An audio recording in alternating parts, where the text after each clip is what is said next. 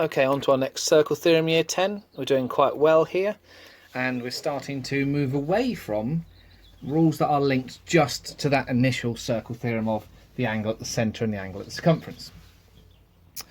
So next up on our list, a line from the centre of the circle perpendicular to a chord, so meeting at right angles with a chord, bisects the chord.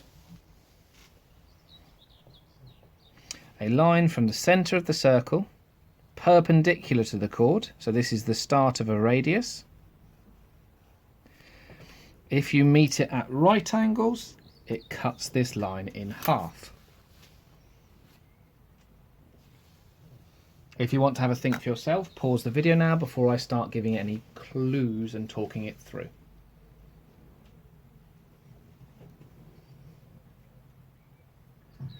So, how can we visualise this in order to try and solve it? Hopefully you're happy with chord now. You're happy with perpendicular, which means meet at right angles. Bisects means cuts in half.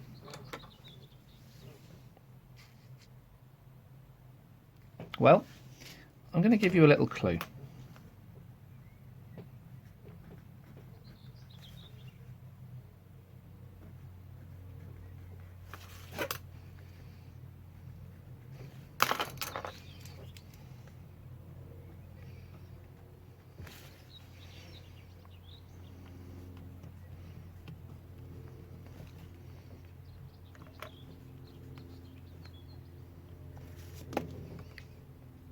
So what have I done there? Hopefully you can see the colour. We have got two triangles there of different colours, a red and a blue one. Now this side here is the same on both triangles. Hopefully you all agree with me on that. This side here on this red triangle goes from the centre to the outside, so you would call this the radius. This blue side here would also be the radius.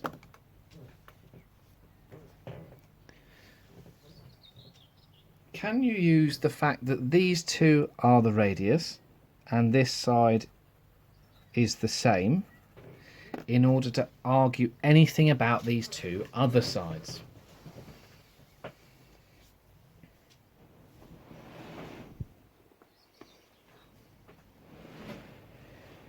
Well, think for a second. You've learned a rule before which works with this kind of triangle. It's a right-angled triangle. So, if you know this side is 7 and this side is 2, and then I give you another triangle which is 7 and 2, what can you tell me about the two sides marked in blue and red? You will hopefully tell me that when you use Pythagoras' theorem, you will get the same answer for both. Which means that these two sides, if you have the same size here, and that is the same side, this measurement here and this measurement here will be exactly the same. Now this actually links with congruence, a topic that you haven't done yet in detail, but when you cover it, it'll make even more sense.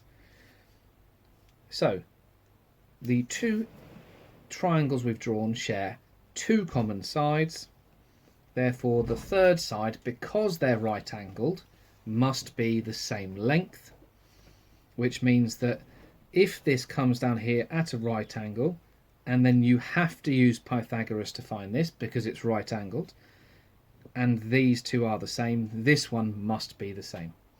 So it's true that if the line is perpendicular and we get our right angled Pythagoras, that the chord is cut in half because this measurement and this measurement must be the same.